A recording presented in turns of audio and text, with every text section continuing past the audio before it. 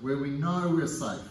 And it's important to have that. So even though you like just doing jiu-jitsu and rolling around with your mates, it's not why most people initially join. They join for self-defense. So the first thing is to have a go-to spot. So if it's closed guard, my go-to is #1 position here like that.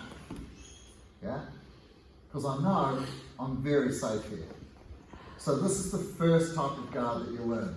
So the first position that you want from each position defensively, this is your go-to position, whether it's here or here. I like my arm closer, here like that, right? Okay, so from here, now I've got to start looking at, we'll turn around this way a little bit, right? Now, the way most people approach escaping side control or recovering their guard, and they're intimidated by his body because most of his body here is pushing onto me and it's uncomfortable and stuff like that.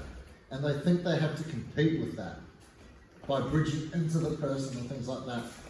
It's not, even if it's the same movement, the way that you think about it is really important. So I'd like you to think about your center line all the time. Yeah, always be aware of your center line.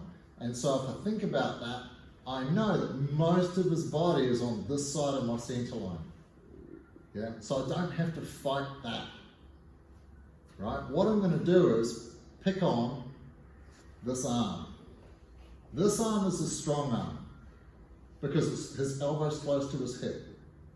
This is his weak arm here like this. It's a long way from his hip.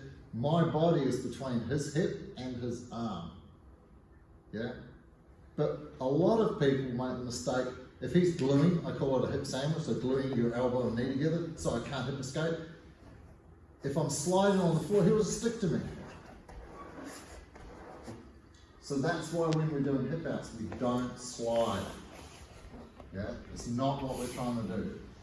I'm going to turn my foot inwards, like this, and I'm going to lift this elbow. Because I'm picking, my whole body is going to fight one arm. Now I can get my knee in. Once my knee is in, I use my leg. If he's really strong, you can use your foot there, but I'm stretching away from him. Yeah? I'm trying to get away from this person. So I'm here, I use my knee this through to stretch myself away. Now I'm miles from the guy.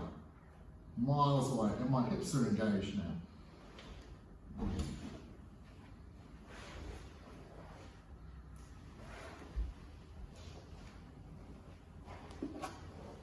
So I'm here, I'm in my little defensive posse.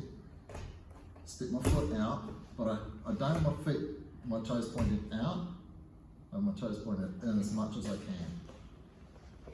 Lift my hips, but walk, slide now his arm's off the floor, now he can't chase me. And my knee, which was already there, right from the start, my right knee was right beside his hip.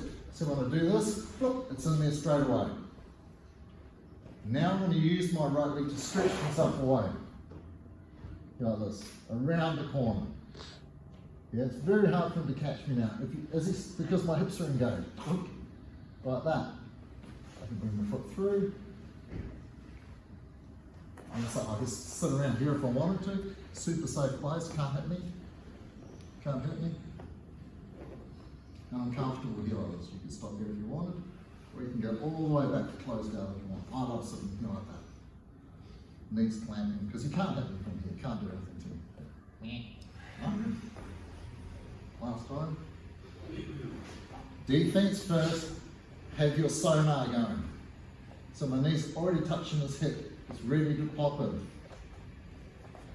Toes pointed in. Hips up and out. Knees in, out.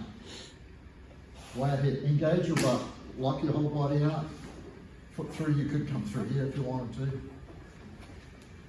But here's really good. You need to get comfortable in this place.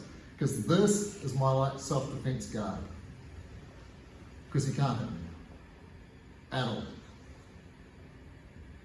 If I come closer, even the #1 position here like this, he's still got that arm free a little bit. You can do stuff with it, but I'll end up going to here all the time. So get used to this. Clamp.